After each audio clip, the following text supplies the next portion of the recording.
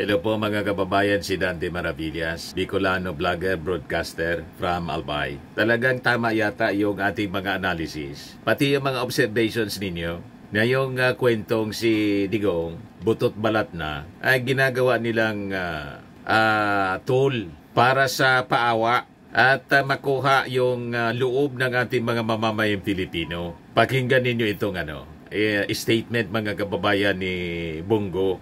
Yan po. Wala kaming access ngayon. Sumusulat lang po ako sa kanya, umusta through his family. Pinapabot yung mensahe. Ako po'y sobrang nalulungkot. I miss him dearly. Yung nabalitaan natin, totoo po yun, na butot balat po siya dahil mismo yung sasamahan. Kitang-kita sa mukha po yung drama. Mangiyak-ngiyak. Samahan nyo na kasi doon. Di ba? Bakit hindi ninyo tularan si Harry Roque? Doon na nakatira. O, si Harry Roque, sige ang sayaw-sayaw doon. Ini-entertain yung mga DDS doon, mga kababayan sa dahig. Samahan na ninyo. Ang dapat nga, mga kababayan, si Sara Duterte, kasi hindi man nagtatrabaho. Laging non-working holiday, araw-araw.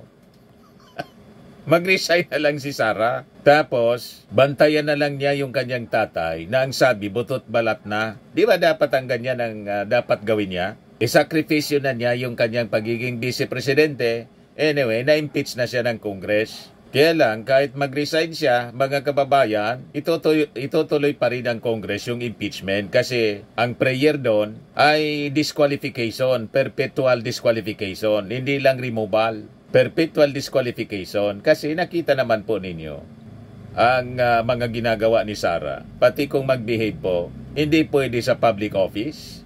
Pero tingnan ninyo, ang ating gobyerno, humingi si Sara ng additional 150 million yata yon na budget. Pinagbigyan, 900 million plus uli yung kanyang budget sa Office of the Vice President. Kung pinopolitika siya, mga kababayan, hindi na siya pinagbigyan. Unang-una, hindi man niya ma-justify yung paggamit ng fundo. Pero I think yung budget, they have to defend that sa harap ng mga congressmen sa budget hearing. Tingnan natin kung mag-a-appear mga kababayan doon si Sara Duterte sa budget hearing. Yan kung vice-presidente pa siya. Kasi may impeachment laban sa kanya. And I think hindi papayag ang ating mga mamamayang Pilipino na i-dismiss na lang yung impeachment. That is unconstitutional, sabi ng mga legal experts. Balikan natin yung paawa effect ni Bongo. Si Kitty ay naikwento sa akin na habang minamasahe nila yung likod, talagang nawala na yung laman. Nakakalungkot, nakakaiyak po na dumating tayo sa puntong nagbibigay ng huling habilin ng ating pinakamamahal na dating Pangulong Rodrigo Duterte. He does not deserve this, sa totoo po. Anong hindi niya deserve? Deserve niya. Kulang pa nga po yung kanyang pagkakulong. Kasi yung kanyang pagkakulong at sabi, butot balat na siya. Sabi nga natin, yung mga victims po ng AJK, kaluluwa na. Hindi butot balat, kundi lahat na lang buto. Kalansay na sila Nakalibing na, matagal na. Pero si Digong po, walang death penalty. In case halimbawa siya masintensyahan ng ICC, it will be life imprisonment po. At hindi na din siya magtatagal. Tatakas na yung kanyang kaluluwa. Sabi nila mismo, may mula mismo sa bibig ni Digong, nagsabi na nga kay Sara, sabi ni Sara, ang huling habilin ng kanyang tatay, i-cremate na lang. Huwag nang iuwi yung bangkay, i-cremate. Tapos, kumbaga, yung abo na lang yung ibalik dito sa Pilipinas. So you see, so at least nakapaghabilin pa siya, mga kababayan. Pero yung mga biktima ng AJK, walang habilin yon. Kaya malabo itong paawa ni Bongo. Ang dapat nakawaan ng ating mga mamamayang Filipino, yung thousands of victims, including yung mga bata, more than 100 na mga bata na damay. Wala silang sinasabi. Silihensyo sila, tahimik sila sa isyo ng mga biktima. Ang lagi nilang bukang bibig, Tatay Digong Tatay Digong nilang Tatay Digong. Sabi ko nga po, napakapalad ni Digong. 13 yung kirida. Yung girlfriend niya 13. Talo pa si Dr. Rosie Rizal. Kasi siyam lang kay Dr. Rosie Rizal yung girlfriend. Umabot ng 80 anyos. Naging pangulo pa. Whereas, kumusta naman yung mga victims ng AJK? Umabot pa ng 80. Di ba hindi? Napakababata pa po. May mga batang paslit na may pangarap para sa kanilang pamilya sana paglaki. Hindi na po lumaki. Si Digong po, umabot ng kanyang peak ng kanyang buhay, 80 anyos, buhay na buhay pa. Di ba po? Napaka-unfair. Tapos sasabihin ni Bongo, hindi deserve ng dating Pangulo. Ang hindi deserve po, yung mga namatay na hindi man lang nabigyan ng pagkakataon yung kanilang sarili ma-defend in court. Si Digong binibigyan ng due process. Kaya ulit-ulit natin po itong sinasabi kasi paulit-ulit yung kanilang mga paawa. Yan Grabe kung makadrama si Bongo. Servisyo po siya sa atin sa 6 na taon dito sa buong Pilipinas. Minahal niya po tayo.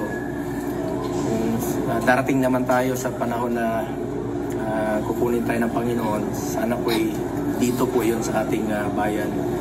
Ito po ang kinakatakutan ko pong mangyari sa taong minahal at tinuring ko rin pong parang ama.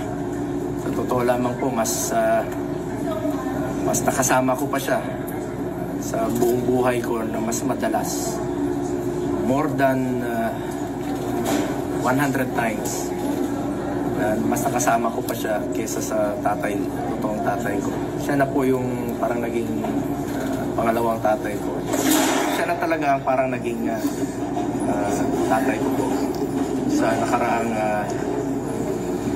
24 years hanggang 2022 pag-end ng kanyang termino. Ayan po si Bongo. Matindi kong makadrama. Walang paki sa mga biktima. Thousands of victims. Pagkatapos, ang pakilang niya, yung Tatay Digong niya daw. Ayan Tama itong post ni Glenn Lopez 2 hours ago. Sabi niya, pinagluloko talaga tayo ng mga Duterte. Una, planong tumira sa labas ng The Hague habang may kaso sa ICC. Abay, sorry. Di pwede. Yung interim release po na nire-request.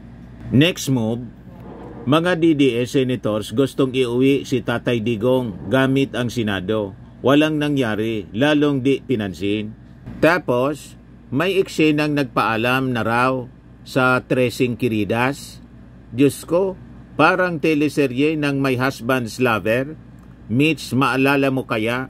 Ang ending, lalo lang pinagtawanan. Sunod na eksena, ibebenta raw yung bahay sa Davao. Hindi bumenta at ngayon final dramatic monologue, if I die, cremate me here in The Hague. Wow, pang last fall show. Pero tanong ng bayan, may bibili pa ba sa drama? Sa totoo lang, wala na.